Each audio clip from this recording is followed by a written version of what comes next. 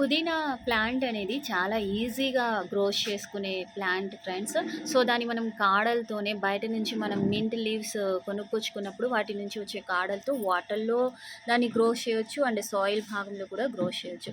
So, ఎన్ని సార్లు వేసినా కానివ్వండి మీకు పుదీనా ప్లాంట్ గ్రోత్ అనేది కనిపించనట్లయితే సో, ఇంకొక ప్రాసెస్ అనేది నేను మీతో షేర్ చేస్తున్నాను. సో, ఇక్కడొచ్చేసి మనకి పుదీనా ఈ కాడలన్నీ కూడా కిందకొచ్చేసేయడం జరిగింది. చూసారా? ఇలా కిందకు మొత్తం ఉంది.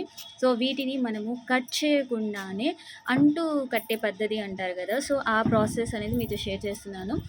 దీనికి సంబంధించి చాలా వీడియోస్ ఉన్నాయి.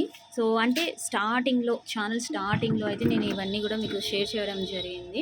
సో, ఇప్పుడు ఈ షార్ట్‌తో మీకు షేర్ చేస్తున్నాను. సో, దీనికోసం వచ్చేసి నేను మల్లె మొక్క మొత్తం కూడా ప్రూనింగ్ ప్రాసెస్ అయితే చేసేసుకున్నాను. సో, వాటికొచ్చిన లీవ్స్ ఇవి.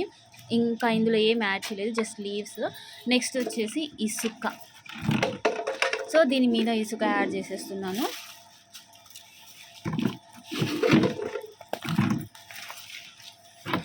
ఇసుకలో టోటల్‌గా మనకి వేరు భాగం అనేది మంచిగా స్ప్రెడ్ అవుతుంది.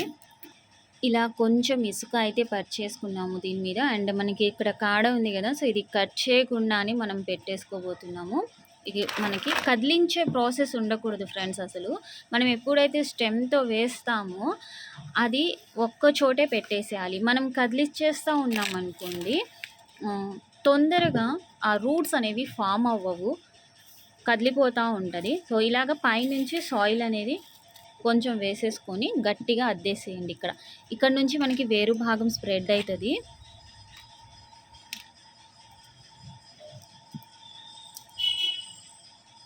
తర్వాత వచ్చేసి ఇటు సైడ్ కూడా మనకి వచ్చేసింది. దీన్ని మనం కట్ చేస్తున్నాము. చూడండి పుదీనా ఇదిగోండి ఇలాగా మనం కట్ చేసేసుకుందాం. దీన్ని కాడ చూడొచ్చు ఎంత ముదిరిపోయి ఉందో. సో, దీన్ని ఇలా ఫోల్డ్ చేసేసాము. కట్ చేయకుండా జస్ట్ ఫోల్డ్ చేసేసాను. అండ్ దీన్ని కూడా ఇటు సైడ్కి నాటేసుకుందాము. సో, రెండు కూడా పర్ఫెక్ట్గా సక్సెస్ఫుల్ అవుతాయి.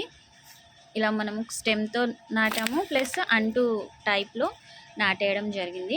మనము చిన్న గార్డెనింగ్ రన్ చేస్తున్నట్లయితే ఆ గార్డెన్లో పుదీనా మొక్క కంపల్సరీగా ఉండాలి. వీటి స్మెల్తో పెస్ట్ అటాకింగ్ అనేది రాదు. పెస్ట్ అస్సలు దరిదాపుల్లోకి రాకుండా మొక్క అనేది గార్డెనింగ్ అంతా కూడా హెల్తీగా ఉండడం జరుగుతుంది. ఇసుక అనేది తడిగానే ఉంది, అందుకే వాటర్ చేయట్లేదు నేను.